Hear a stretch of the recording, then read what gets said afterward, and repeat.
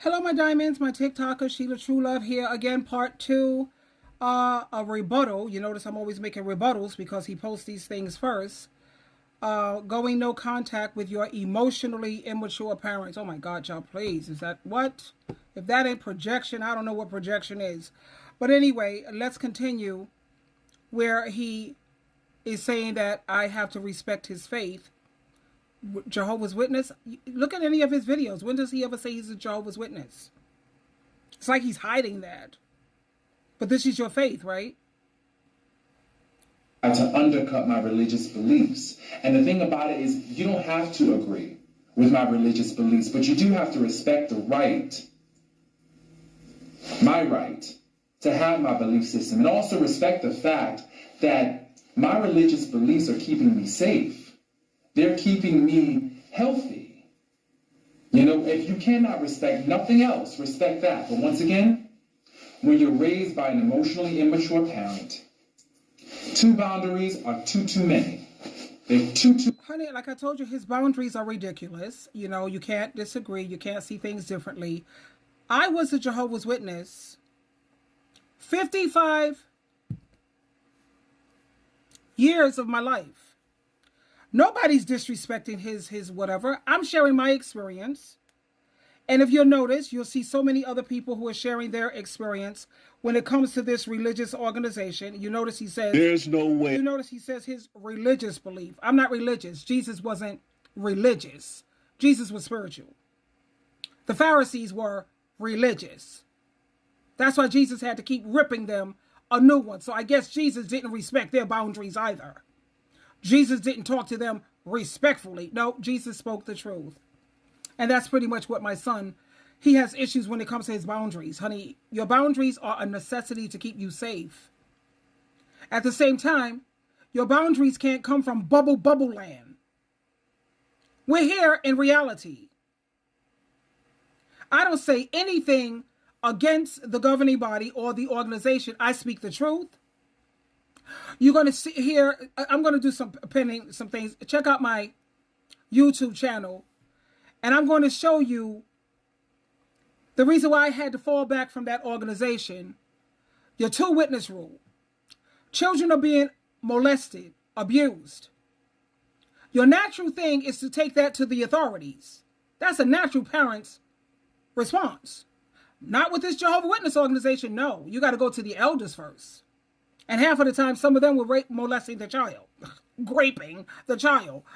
I got videos on that too. The organization is full of a bunch of rapists. But they used to always get on the Catholics about that. Anyway, so that two-witness rule, that's whatever. Blood transfusions. Over 1,700 people every year die because of their misinterpretation of blood, killing people, literally unaliving people. Because of their misinterpretation when it's talking about animal blood, and it's not talking about saving a life. Jesus made it clear there's a time to put the law to the side when it comes to saving a life. He gave an illustration. If you saw your animal on the Sabbath down in a hole, would you not work on the Sabbath to save its life? If you worked on the Sabbath, you were supposed to be immediately. But Jesus Christ showed there's times when you have to put the law aside when it comes to saving a life. When it comes to, this is the huge one for me, rejecting Jesus Christ's ransom sacrifice. Only 144,000 are supposed to partake, and only Jehovah's Witnesses are the 144,000. Nobody else has a heavenly hope except for them. The Bible tells us also when it comes to holidays, they do everything else, pagan child. But anything that unites families, they have an issue. Mother's Day, Father's Day, they demonize that. We're told to honor our parents. Thanksgiving, you give thanks to God. Everybody's loving it. Christmas, Jesus Christ was born. Well, we know it wasn't December 25th. But the point is, they brought gifts. Many people brought gifts to the manger. So then they say, well, Jesus didn't celebrate his birthday. Jesus didn't get married. Jesus didn't have kids. Jesus didn't have a cat or a dog. I guess we're not supposed to do that either. You know, it's just so many other things about this religion that goes against the Bible. The Bible says, do not add or take away from God's word or from what is written. It's just so many reasons. And then another thing that freaks me out when it comes to my son, he's wishy-washy. Wishy-washy, which is why a lot of people don't take him too seriously. And I keep trying to tell him, you need to watch that. One minute he's talking about how no good, low down, dirty, rotten I am. I'm not a good mother. I'm abusive. I'm this, I'm that. Then check this out. Then we got the other video. Mazda.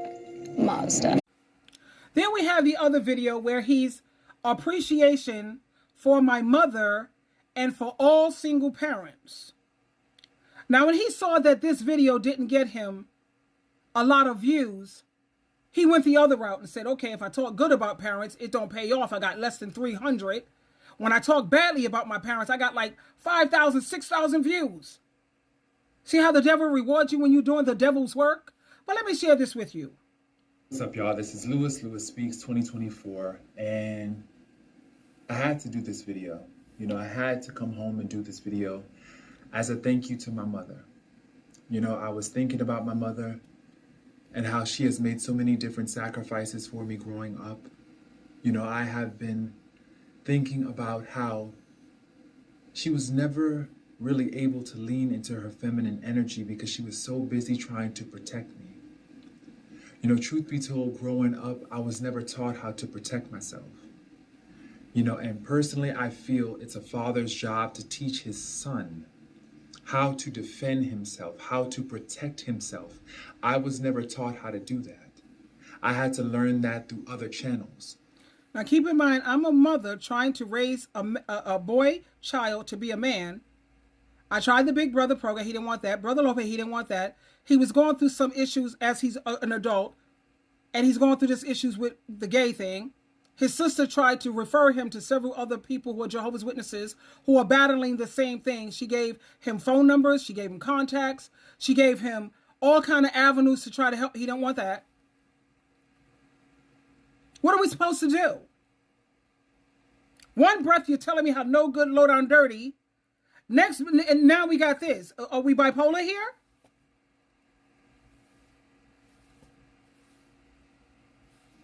Namely, women. Women in my life have always tried to teach me how to protect myself, but it's also came from the lens of a woman, from a woman's mindset, a woman's perspective. You know, I needed a man's perspective on how to protect myself, and I really never got that. I never got the male perspective on how to defend or protect myself. And so there are so many of us fatherless boys growing up out here unprotected. You know, when I think about gay men who do not have fathers, who never had a father, they oftentimes put themselves in harm's way, having unprotected sex, putting themselves out there, and it's leading to their premature death through AIDS and HIV. They never learn how to protect themselves early. Be quiet, and so Roy. when they go into these relationships with other men, all they've learned was how to give themselves away. All they've learned was how to put themselves at risk for the love of a man. You know, they never really learn how to. Do you see what I'm talking about? How he keeps hanging on to this childhood trauma, this my daddy. He's still got these daddy issues. You're 42, sweetheart. I tried to be as manly as I could. I guess I wasn't, you know, hold on, guys. I'm sorry, I had to let royalty out. I did the best that I could as a single mother. I was married, very married, before I had my kids. You think you're married, you're going to be safe, and blah, blah, blah, and it didn't work out. I followed the protocol, I followed the rules, and it didn't work. To defend and protect their own interests, you know, and so I have to reflect upon this. I really have to do this video because I see so many of us young boys out here, especially gay young boys. We don't know how to protect ourselves.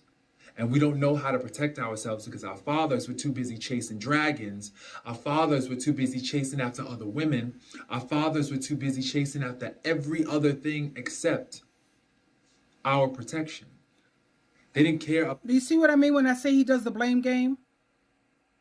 Your father's was this, my mother was that. Look at part 1 of my video. I'm just no according to him, I'm just no good. I don't respect boundaries. I'm abusive. Oh, child, miss me with all that. It's ridiculous. You're not a child anymore. How do you protect yourself? Oh, and I also wanted to put him in martial arts. But as Jehovah's Witnesses, we don't do violence, martial arts. You learn how to protect yourself. He didn't want no part of that. The Jehovah's Witness ain't no part of that. Child, please. About leaving us open. Open to, and that's the thing. When you grow up without a father, you're left open to so many different attacks. People don't realize the damage, fathers especially, they don't realize the damage that they do. When you leave a home, you may not be getting along with the mom, okay, but don't leave your kids. Don't leave your kids, because when you leave your kid, what ends up happening is that they become a target. You make your kid a target for abuse. You make them a target for police. You make them a target for so many systems out here. We talk about the school to prison pipeline, right? We talk a lot about that. I wonder what is the percentage of kids I know, honey, who go from school. Every situation that happened as a result, I let it go. My mother, I am so grateful for. Let me see. Are out here dying at the hands of other people and other men and other women because they don't know how to protect themselves. They never learned. I was raised on love. I was raised on valuing education. I was raised on spirituality and the importance of spiritual food. I was not raised on boundaries. And my mother did her absolute best. And, looking back, I have no... Every situation that happened as a result, I let it go. My mother, I am so grateful for her. I really am, because she tried. I let it go. He didn't let it go. He just made a video. He's constantly making these videos. Did you really let it go? This is what I'm saying. You don't want to do a video with you and me. Every time I look up, once a week, once a month, you got some video out here bashing parents or bashing the hell out of me. And when I asked you to remove something, you told me to go screw yourself or screw you, not in words, but your behavior. You said screw you. Best. Raised on boundaries. And my mother did her absolute best. And, looking back, I have no... Every situation that happened as a result, I let it go. My mother, I am so grateful for her. I really am, because she tried her best to instill certain principles and to protect me, but she never really got a chance to lean into her own feminine energy. As I mentioned earlier, she was too busy out here trying to teach me how to defend myself as a young man, And when you really think about that, how so many single moms out here, do not have the benefit of a partner, and they have to abandon their own nature. They have to abandon their own nature as women, trying to raise men children and trying to make sure that these men children are well adjusted, are masculine, but at the same time tender, are strong, but at the same time vulnerable. Whew. Mom, I gotta say this to you. If you are watching this video, thank you. I never really knew how hard you had it. I never really knew until this very moment, and I don't know what clicked, but something clicked. Thank you. And it made me realize just how many sacrifices, just how much you love me, and also how many sacrifices you had to personally make that other people didn't even know. Maybe you yourself didn't even know that you were making a sacrifice of your femininity in order to help me realize my own masculinity.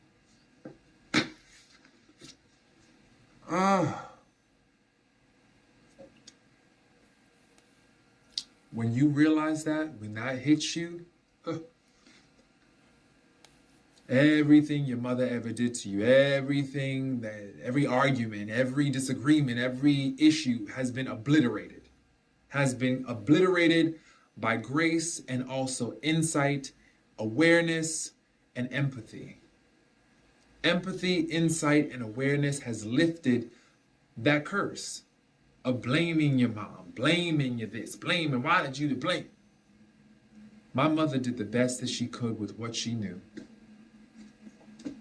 And knowing what I know now, I don't have a child right now, but knowing what I know now about what it means to raise children, especially in a world like this. Single moms out there, whew, you all are amazing. You are amazing. And I have to praise you. I have to celebrate you. Because if no one told you today, you are amazing. You are amazing. And I hope that God continues to bless you. I hope that he lifts you up and he helps you. The scriptures say that God is definitely there for widows and fatherless children.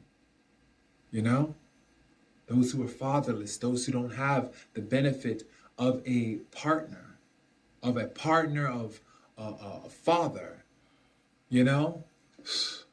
God is there.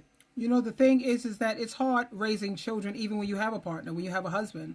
And then when you're sitting up here doing it as a single mother, it's hard, especially when you're trying to raise a male child. But you do the best that you can. So this was, he didn't get that many views on this video. But then when you came out making this other crazy video with several different videos, which I was like not pleased with it. But people can't help how they feel. So you have to respect how they feel. It is what it is. I spoke about it, whatever. 80-20, you're going to get 80% of where you're going to get what you want out of relationships. And then there's the 20 when people fall off and they mess up and they make mistakes. It happens to the best of us. But my thing about when he talks about this religion and me not respecting your faith, baby, I am the one who said, let's go to the assembly. Let's go to the whatever. Let's do whatever. At the same time, I'm going to continue to do what Jehovah and Jesus Christ commissioned me to do. And let me show you what's going on here. You have so many people. Now, this is a young man who used to be a Jehovah's Witness. And he said he's officially going to no longer be a Jehovah's Witness. And he goes into detail why. This is just one video among so many. And now this young man is an agnostic. That's how bad this Jehovah's Witness organization messed this man up. So I said, read Matthew chapter 18, verse 6 and 7. And let me tell you what it says. This governing body, they have a lot of blood on their hands. Matthew chapter 18, verse 6 and 7 says, but whoever causes one of these little ones who believe in me to stumble and fall and sin by leading him away from my teachings, it would be better for him to have a heavy millstone hung around his neck and to be drowned in the depth of the sea. Also look at Mark chapter 9, verse 42. Luke chapter 17, verse 2. Now let me share this video with you about this young man. Here he is. Today is the day that I decided to let the elders know that I don't want to be a witness anymore. And the nail in the coffin was the last interaction I had with my family, asking them if they would regret not having a relationship with me anymore if that end that they were waiting for never came. And their response was, their hope is sure, and they're not changing their minds, their stance is not going to change, and that I left them. When in reality, I didn't leave them. I left their God that I don't believe in anymore, and their organization, not them. He left their God and the organization. He left their God. He left Jehovah. Now, when you listen further, he became agnostic. So he asked his parents, you'll be willing, this is what hurts me with my kids too. You're willing to throw me away, I'm your mother, for some man-made organization that's proven to be a cult if you would only do your research. And you're ready to throw me away for some governing body and for some organization. Really? not doing it for Jehovah, Jesus Christ, following the scriptures or the Holy Spirit being led. No. You're doing this for an organization where you feel safe and where you feel comfortable. Let me share that with you, what my son says. Okay, let's start right here. You're just tired. You're tired of your boundaries always being violated. I just ask for two things. Two things. Don't talk to me disrespectfully. That's one. I don't. And please respect my boundaries when it comes to my religious beliefs, because my mother continues to try to undercut my religious beliefs. And the thing about it is, you don't have to agree with my religious beliefs, but you do have to respect the right, my right, to have my belief system, and also respect the fact that my religious beliefs are keeping me safe. They're keeping me healthy. You know, if you cannot respect nothing else, respect that. But once again, when you're raised by an emotionally immature parent, two boundaries are too many. They're too many. And so this is why you have to go no contact. You have to distance yourself and fall back and just start to pour back into you, because you start to see that you're losing yourself. You're also starting to see that you're on the cusp of disrespecting your parents. You're on the cusp of definitely just, There's been many times where I was on the verge of cursing my mother out. What? And so before I do that.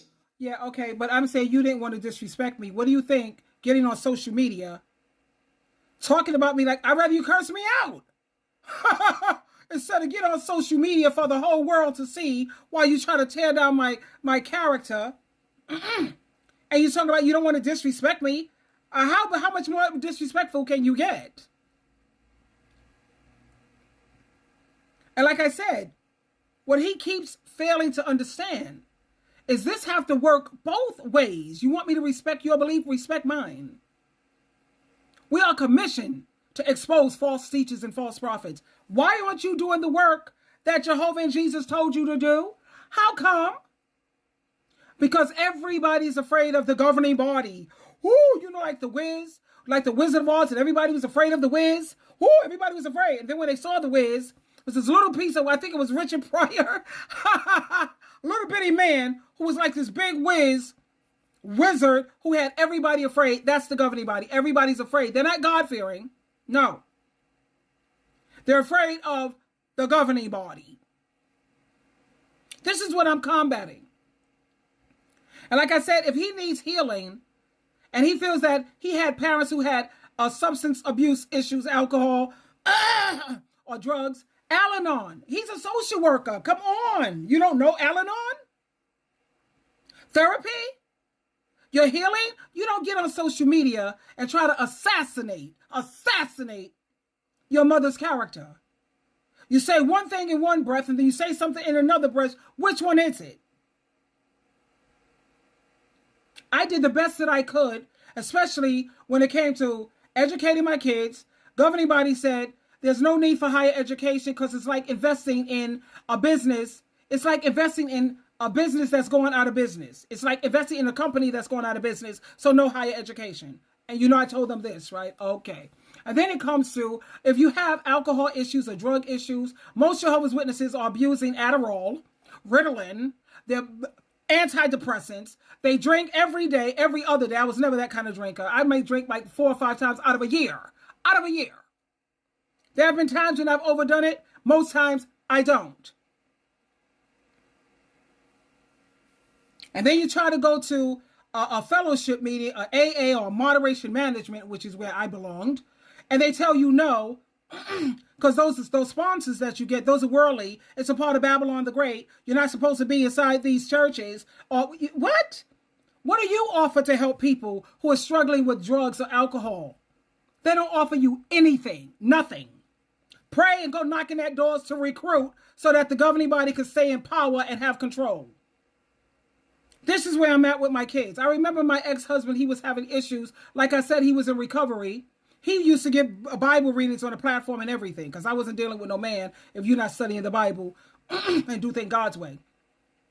So when he was having issues with the drug thing, relapse, they took us in the back room. 3 of the elders sat there. He told them that he wanted to go to NA. They was like, nope, That's not allowed. You got to pray about it. He needed sponsors. He needed support, a network. They didn't offer a damn thing to help that man. Go pray about it. Are you serious? And I'm just shocked with my son being a social worker. He know better than that. Anyway, that's it for now. I'm going to go fry me some tilapia, honey. Eat me some grapes with my tilapia and lay my head down, lay my body down. I love my son, but I had to make this rebuttal because he don't want to do a video with him and me, Karamo, Lecrae, but this is the way you want to do it. It is what it is. I love you, my daughter and my son. I love you very much. I did the best that I could. Yesterday is history. Tomorrow is a mystery. Today is the present. That's why it's called the gift. Let's live in the present, honey. Let the past be the past. For the love of God, Jesus, and by means of the Holy Spirit, please let it go. And respect my spiritual. Jesus was spiritual, by the way, never religious. Respect my spiritual beliefs, sweetheart. I'm doing what I'm commissioned to do. Are you? Are you too scared of the governing body? Twinkle, twinkle, twinkle.